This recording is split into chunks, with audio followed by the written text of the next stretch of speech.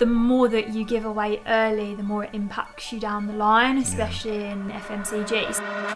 You start the business. How did it get started? What were some of the biggest challenges? Because there's people tuning into this now that early on in their business career, or they want to start a business, and we know there's no shiny penny, there's ups and downs, there's challenges all the time. What were some of your challenges at the start, and how did you overcome them? We got cooking from scratch. We had our steak, we had sweet potato fries, and we had nothing to go on it. The barrier was we didn't have any money. We was going to be funding it ourselves. What kind of product could we launch that didn't have massive upfront costs? We weren't really scared of failure. We didn't know really what it could become. We thought we could do this big idea, but even if we sold those one jar, that was more positive step than what had come before. When was the moment that you decided to start this incredible company? Today I am here with Amy from Hunter and Gather, which is a lifestyle ancestral? Yeah, you're fine, good. Which is an ancestral lifestyle brand, and they are expected to do £12 million in turnover this year, and we're going to do a deep dive on how you can start, scale and grow a business and turn your passion into profit. So Amy, it's a real pleasure to have you in the show. Thank you for having me. I am a huge fan of your brand. I use a number of your products. I'm an absolute health nut and anything I can use and take and we can help the audience to live a better life is going to be incredible. Look, before we get into the products, take us back to when you were growing up. Was there anything that happened as a child that then led you into the path of being a business owner? Yeah, definitely. There was a few kind of pivotal moments, really. I think if we just think about kind of what's happening in the UK at the moment, that kind of helps when I explain about my past. So the food and nutrition that is going on in modern societies is mental. People are suffering modern chronic diseases, type 2 diabetes, mental health conditions, obesity. These were quite unheard of, literally not that long ago, our grandparents' kind of era. And for me, right at the beginning of my journey, I was kind of thrust into the world of understanding about food and nutrition because I was diagnosed as celiac at 18 months old. Wow. And for those that don't know what that is, it's a gluten-free lifestyle, basically. It's a medical condition where my body will attack itself in an autoimmune response if I'm exposed to gluten. Wow. And the only way to get around that is to know exactly what I'm eating. And back then, so that was around, just over 30 years ago, there was no allergens on food, there was no gluten-free aisle. I really had to know what I was eating. So It was real food, wasn't all this ultra-processed crap that we've got these days. And over those 30 years, I just literally saw the supermarkets change for the worse. Yeah. So much bad food out there, people getting sicker, my grandparents getting diagnosed with type 2 diabetes, and it's just younger and younger. We've got kids now being diagnosed with type 2 diabetes, and in most cases, over 99% can be reversed through diet and lifestyle. So that started really early on. My dad has his own business, he's a carpenter, so I used to get dragged along to his weekend where he'd go and price jobs up, etc., driving around in his big blue van. So I kind of understood what it took to go out and make something for yourself. So that was kind of floating around as well. And my partner and co-founder, Jeff, he grew up in Dagenham, one of the largest council estates in obviously Europe. And he was eating just a conventional diet. Weetabix, sugar, going to the gym, trying to bulk up with his shakes. And we met, when was we? So we was about 15, 16 years old we met. And we started dating a few years later. And he just learned, food was impacting me in a certain way. He was getting his own symptoms like acne, poor stomach. He actually had to call an ambulance for himself at one point because he was so poorly from the food. And there was a whole like journey there for him as well, which I can go into if you want. You know what? I think it's incredible how sometimes the stars are aligned, and it sent you, you know, down this path, and now you've created this incredible business. Let's talk about the industry then, the food industry. You know, we're going to be talking about food. We're going to be talking about entrepreneurship on here. We're going to be talking about growing and scaling. It's going to be such an incredible episode. But if we look at the food industry as a whole, what the hell has happened, and why has it happened? You know, what's really going on underneath the surface? I'd like to get your views on that. Yeah, so not a lot of people know that most food in the UK in particular and America come from a handful of big food companies. Okay. So they advise on governments what we should be eating, and you'll notice that there might be a change in policy, or there's this, I think there was 100-calorie snacks that came out. I've seen a lot of those, yeah. And it's no surprise that the day after that's announced, there's products ready. Now, products take years of development sometimes to get to that point. So these big food companies know what's happening, they're guiding it, and at the end of the day, they work for profit. So you sometimes get poor quality foods being created with profit as the driver versus health. Mars is a big business, one of them. You've kind of got Nestle. But there's a few others as well. So what you're saying are these 4 or 5 very large corporates across the world that are pretty much controlling the narrative and what we're seeing and what we're eating. They don't really care for the end consumer. It's all about the profits. And I've done a little bit of research, not loads of research into this. I'm really mindful about what I put into my body most of the time. But I'm now looking on the packets, the back of packets, and seeing the amount of ingredients that are in a protein bar or in one of these snacks. And there's like 30 or 40 ingredients. Surely this can't be good for you. Yeah, it really depends as well, because there's a lot of, you hear it happening in the eco world, like greenwashing. I think there's a bit of health washing that happens as well. So what you see on the front of pack doesn't always reflect what is actually in there. And there's a lot of misinformation, there's a lot of confusing information out there. Like, I don't personally believe the Eat Well guide is a great model for nutrition. Yeah. But when you're a child and you're at school and you're being educated, that's what a lot of people go to, because it's government advice. Why would they be telling us anything that's different to kind of what health should be? But if you think about it as well, we've been doing something wrong, because we're following guidelines. We're actually getting our 5 a day in most cases in the UK. We're reducing our sugar intake, but yet we're getting sicker. So the rates of obesity... Is that because of what's in the food? Yeah, and misguided information. Okay. So the Eat Well guide as well does take a lot of time to change, and more research might come out, but it's 13 years old or 20 years old, and it's not keeping up with new information. So as a brand at Hunter and Gather, and Jeff and I's personal journey is we learned about ancestral living, and what that really means is just stripping food back to real food, real ingredients that you can pronounce. Low carbohydrate. We just seem to have an influx of carbs in our lives. Pizzas, pastas, everyone wants bread. Exactly. And you don't need such a high carbohydrate diet. All you're doing is insulin spikes, which it turns to sugar, right? Yeah, that's what people don't actually know that. No. But when you eat carbs, that goes to sugar. And sugar is not good for your body, because, like you say, you get these insulin spikes, and that affects your mood and your energy levels and all that type of stuff. Okay, exactly. Great. So, especially if you're trying to run a business and you want a clarity of mind, like, honestly, I think eating this way has put my IQ up a few points. I don't think I'd be a CEO without it. Honestly, I'd be napping all the time or going through these crash cycles.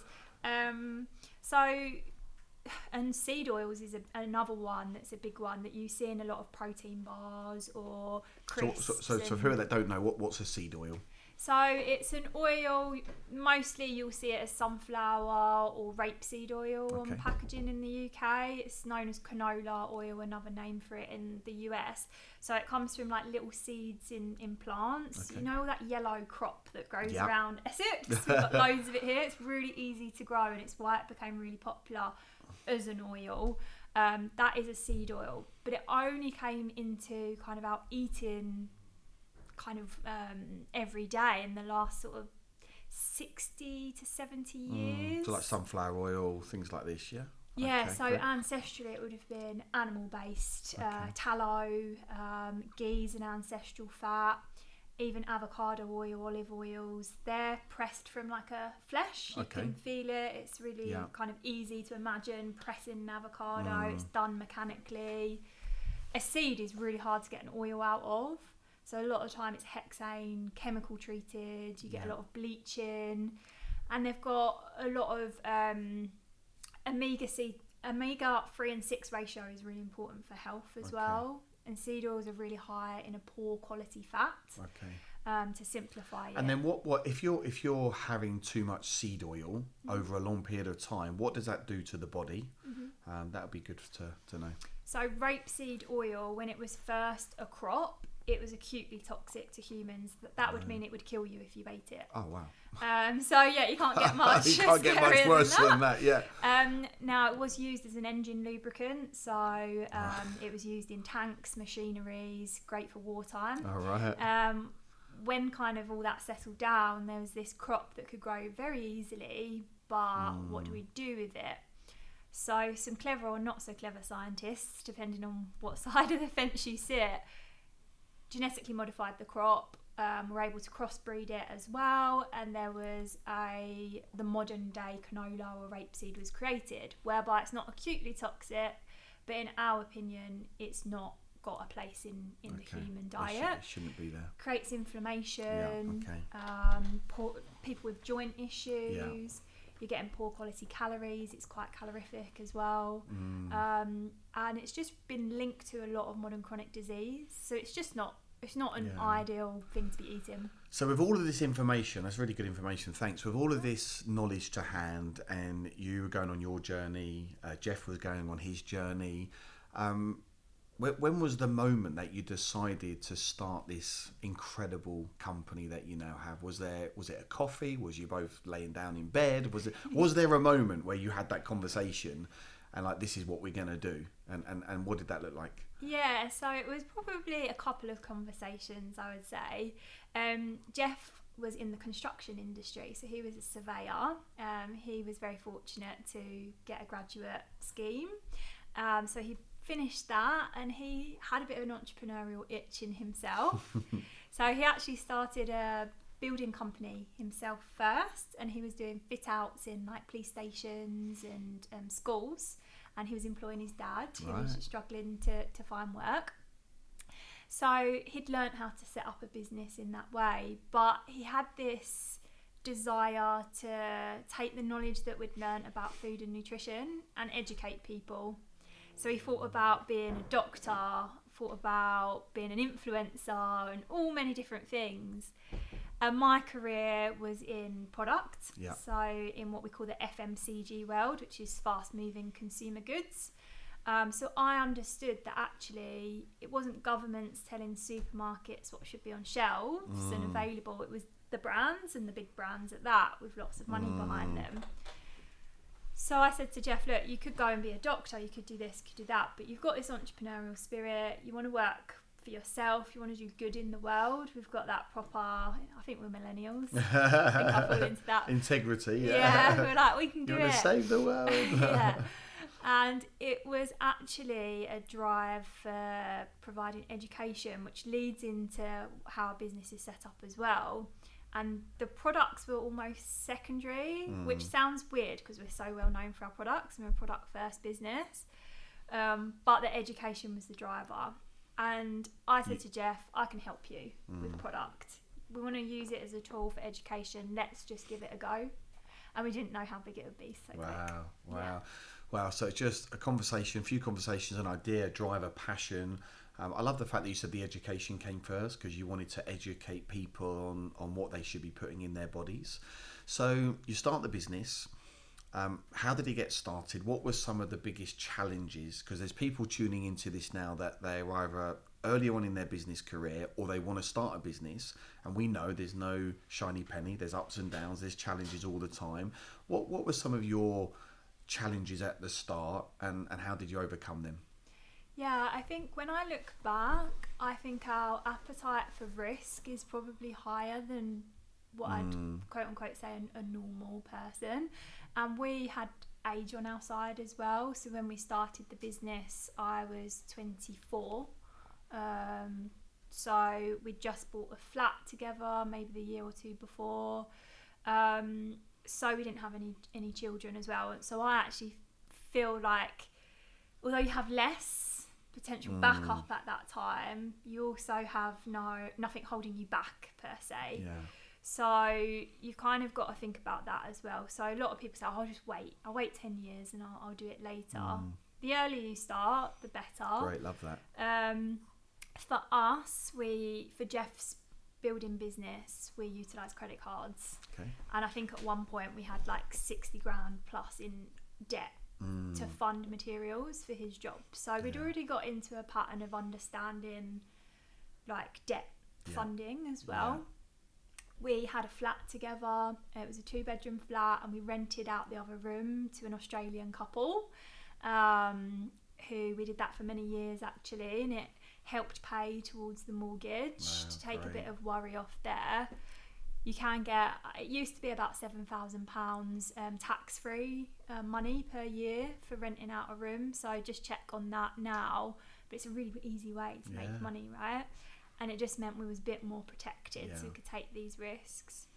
So then it was just a case of just start. Yeah, like, just do it. Just do some designs. Great. Think of a vision. And I'd love to say like we had it all mapped out fully.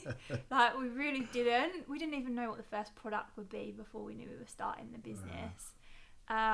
We just had this desire to educate and go from there, and that was it. So was it something you were doing long hours? You were staying up late, getting up early? Like, did the pair of you just become like obsessed with the launch and getting it out there? What sacrifices? Obviously, look, you rented out your room.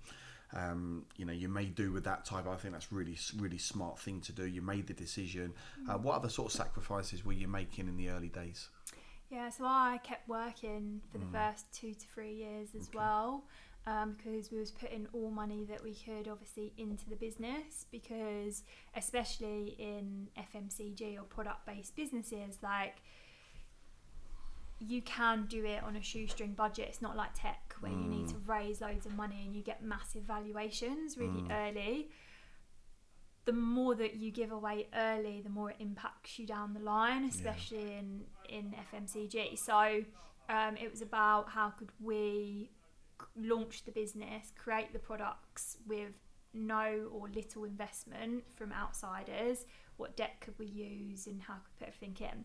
So I used to commute, and I think about it now because I'm trying to employ people to obviously in my business, and I'm like, Jesus Christ, I used to commute an hour and a half into the city 5 days a week, so 3 hours a day commuting to a job. It's almost just wasting your life away, isn't it? It's just like... Yeah, it's like, well, but I like flipped it on its head in my mindset, where I did emails for Hunter and Gather on the training. So I got the C2C for anyone in Essex, which you could get obviously 4G signal. And then when I was on the tube, I'd write blog posts. Right, great. So actually that 3 hours was pure focus time. Yeah. So I managed to do that. I covered sales and marketing for Hunter and Gather. So I actually found I was working 3 hours on Hunter and Gather a day, and also able to do the full-time job. Great. Well, I think that's really smart, because you're just utilising time. you know, where there's a will, there's a way. When you've got the vision, it will pull you forward 100%. And so many people, they bring up blocks and barriers and excuses. I haven't got the time, I haven't got the energy, I haven't got this, I haven't got that.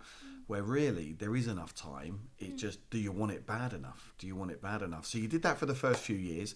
What was the first product that you launched? So, and was it successful? Yeah, it's still one of our most successful products. What was that? So it's an avocado mayonnaise. Okay. So we was looking at all different products to launch, and again, I'm yet to buy that one. I'm buying it today, just so you know. I'm going to buy that today. Yeah. You'll love this one. So the barrier was, okay, we didn't have any money. We was going to be funding it ourselves. What kind of product could we launch that didn't have massive upfront costs? You go into the drinks industry, running cans, sometimes you have to do thousands and thousands of cans, hundreds of thousands of cans to have a printed product. So it wasn't going to be drinks, and that wasn't really an area that we were wanting to enter into. So we kind of reflected and was like, okay, people, once they start educating and start learning, like we were, we got cooking from scratch. We had our steak, we had our sweet potato fries, and we had nothing to go on it. It was Heinz, Hellmann's. And when we looked into the condiments, and we were like, oh my God, how much sugar is in ketchup and the poor quality ingredients in mayos, we were like, oh, we're just undoing everything. And it's something so simple, yet we're undoing all the good. And we'd see people have their salads in the city, and they'd be pouring oils over it. And you're like, oh my God, you've just totally undone all the good. The sentiment that you were going for. So it was like, okay, condiments. We was looking to make them from home. We borrowed a friend's massive stick blender from a school canteen. We were looking at ways we could do it, but we've got 2 cats. Yeah. One's very fluffy, and I was like, this is a food safety nightmare. We can't do this. So we had a little... In this time, actually, in the first kind of thinking about the business and fully launching, we actually moved house and took the lodges with us. Okay. So we had a little garden, and we put a shed in the garden, and that became our office. So it was like the setup's not really right for us to manufacture. How are we going to do this? Rent a kitchen, etc. We were really fortunate. We just went to Google and looked for condiment manufacturers, and we found our manufacturer that we still use to this day. Brilliant. And sometimes the stars align, but if you don't ask, you don't get. Exactly. So we just asked them, look, we want to do a small trial production. Can we do it? What's the upfront costs, etc. And we managed to do that trial out of our own funds. Great. A few £100s. Yeah, wow. And then bought another one. And then bought another one. And then how did you have the education to know how much ingredients to go in and how to make this stuff? Who was the brains behind that? Just me and Jeff. Just you and Jeff researching it and... Yeah, because we took inspiration from other countries. Wow. We was like, well, how would our grandparents make a mayo? It's actually really simple. You've got egg yolk, you've got oil, you've got some acid like a vinegar, and then you've got some salt. Right. So that's how you would make a mayo. And then you look at the supermarket one, it's got 11, 12, 13 ingredients. And you're like, why are they over engineering this? And that's what's happened with loads of food. It's been over engineered, shelf life increases and stuff like that. So when you launched that first product, how was that? How did you celebrate? Was it a moment for you guys? Did you have a conversation? Like how did that feel? When I look back, there was so much going on, obviously early in career as well, and I was very transparent with my employer, but I was trying to keep that running. We had people in our house, we were lodging obviously rooms out, then we were doing this in the living room basically for packing up orders. And we've got one photo of the pallet arriving on our in a parking space, and we handballed it all up. I don't think I really thought too much about it, and I think again that was one of our strengths. We didn't overthink anything. We weren't really scared of failure as well. We didn't know really what it could become. We thought we could do this big idea, but even if we sold those one jar, that was a more positive step than what had come before. I think you just got to let go of that fear. It's almost like just taking it day by day. Yeah. Not worrying about the outcome, just following your passion, taking it day by day, and you are where you are now. So your first product went out, take your second product went out, your third product went out. Just a few years ago, your turnover was how much? So we've grown pretty quickly. So when we first started, we started at the end of 2017. We had a year and a bit, like for the first financial year, because we kind of cut it. I think we did like 120k in that first year. Then it jumped up to about, I think it was 600, then 1.8 million, then 2.8 million, then 3.8 million, then 6.5, and then now on target for wanting to do 12 million, with maybe 20 million, and who knows. Is it predominantly still UK based, or have you taken it international, or is that going to be the next move? So we're predominantly UK, so we're mostly e-commerce led, but we do have retail, so we're in Tesco, lovely, Holland & Barrett, places like that, Ocado as well. We're also are internationals, but mainly through Amazon. So we utilise Amazon in Germany. That's a good growth area for us, and we have some international retail. We've just launched the US Amazon also. Fantastic. Gradually great, you're out. growing. And just talk us through, how many do you have in your team now? Where's your head office? What's it been like going from you two in your shed to now a team? And what's been some of the ups and the downs of growing that team over the last 6-7 years? So we're based in Chafford 100, which is in Essex. Great. So we've not gone for Love the that. normal London route. Well, I've got horses, need to be out in the countryside a bit more. Obviously going from just the two of us, we're now 19, soon to be 21, because we've got two roles out at the moment. If anyone wants a job, hook us up. Okay. And we did a bit of a interesting route to that, really. So we started, and we've got a saying of, if you want to go fast, go alone, but if you want to go far, go together. So when we first was growing and it was jumping up, it was like, okay, we can do this alone with e-commerce, and we don't need loads of overhead. We didn't have the money to either. So we would do the 80-20 rule of just like spend 20% of your time to deliver 80% of the results, and that's enough. Like, you don't have to get to the 100, because I've only got 20% of time, so fine. We utilise freelancers early on. They're really good if you are unsure if you're going to be able to pay, obviously, salaries, or you want a bit more flexibility. You can get some really good skills in for maybe 1 day a week. So we utilised freelancers until we had the money to invest in a team properly. So we then built a senior leadership team structure. Nice, love that. So that they can take a lot of pressure off of Jeff and myself. So we've got an amazing senior leadership. And then they have their teams now beneath them. So by getting that kind of first senior rung, and to be honest, we probably employed above our weight. But when you can see what our growth is like, we needed to, because we weren't just employing for where we were now, was employ for the future. Employ for the future. And I've got to say, I want to be the stupidest person in my boardroom. That's the bottom line, right? I want to hire the best, and then focus on what I'm good at, building relationships, sales, marketing, whatever the case may be.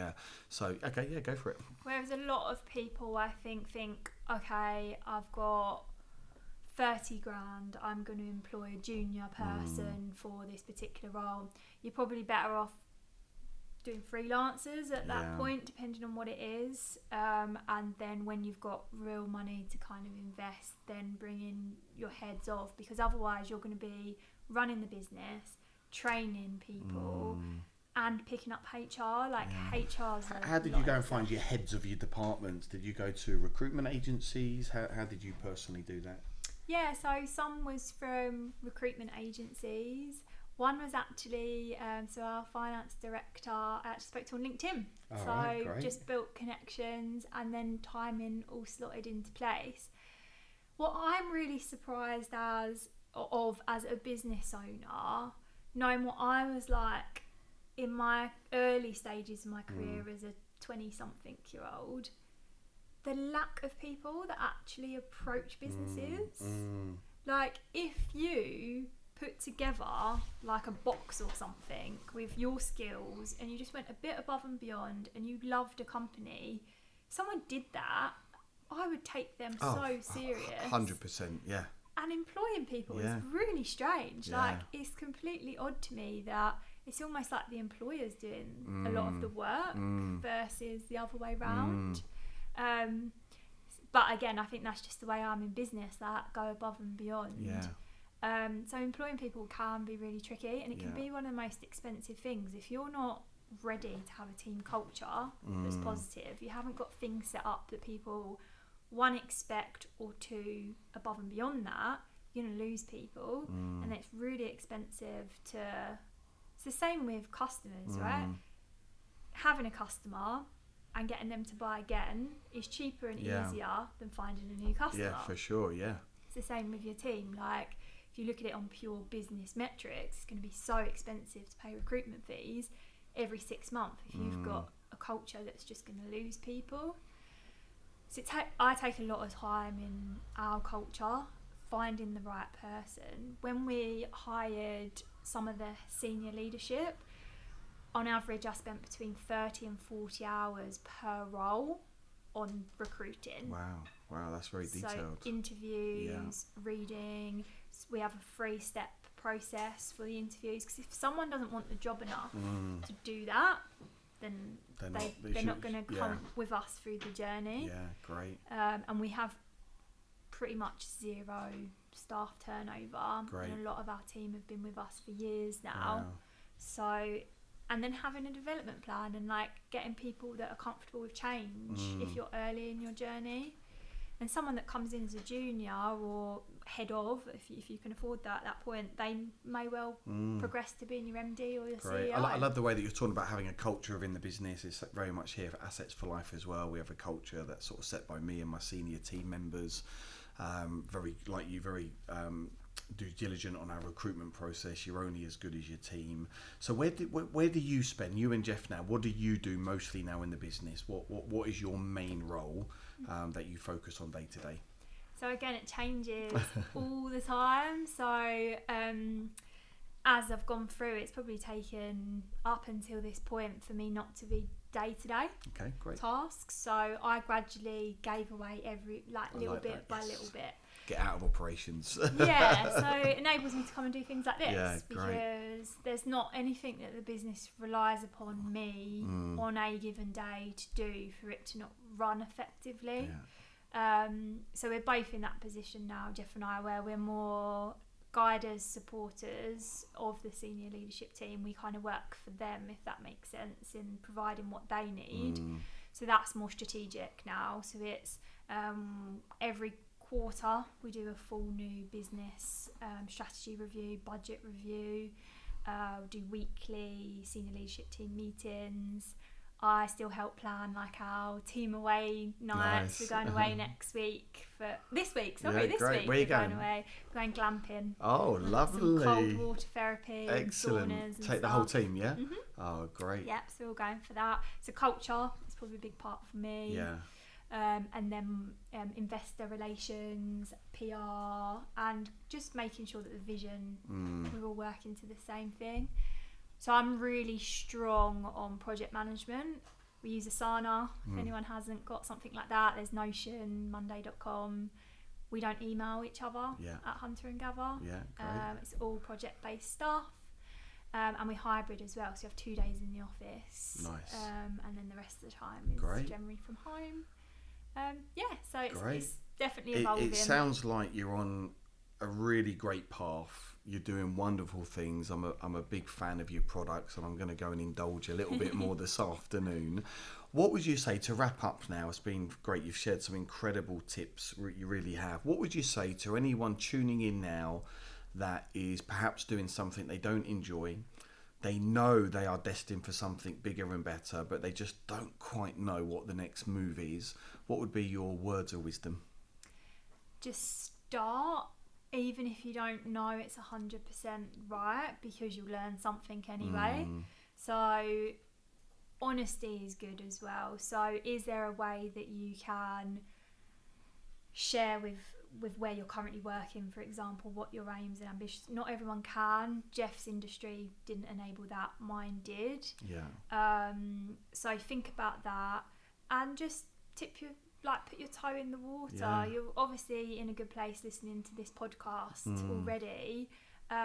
Maybe find a mentor, talk to someone, get on LinkedIn. But I also wouldn't hold yourself back by feeling like you need to know everything to start.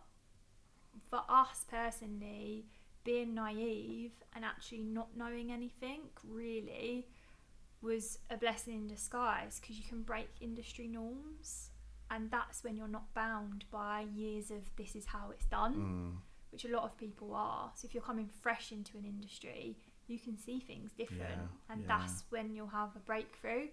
So just start. Get on with it. Yeah. Well, look, you're on the Dealmaker podcast. What does, in your own words, being a deal maker mean to you? It's about seeing things in a different way and coming to an agreement, especially if it's both parties, where both people are slightly pissed off, and then you've got the perfect deal. So it should never be that you're fleecing someone. It should be that you're both slightly uncomfortable, but you've got to a position that does ultimately work for everyone. Brilliant. And that's sometimes the best deals as well. Great. You know what? It's been an absolute pleasure having you on the podcast. I know your product's going to impact and change hopefully millions, if not billions of lives across the globe. Keep doing what you're doing. You're a huge inspiration, and I'm sure it'll be great to get you back at some point in the future.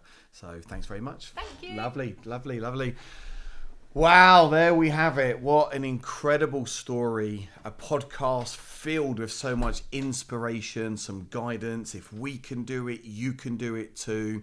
Look, I am a big believer in health and well-being. These products are incredible, and we want to get this podcast into as many people's ears as possible. So all I ask, if you are listening to this right now, please like, subscribe, and share this, because that will help the algorithms, and we can start impacting more people around the globe, so you know how to live a better life, make money, manage money, multiply money, and become the best version that you can possibly be. So thanks for tuning in to another episode, and I'll see you on the other side.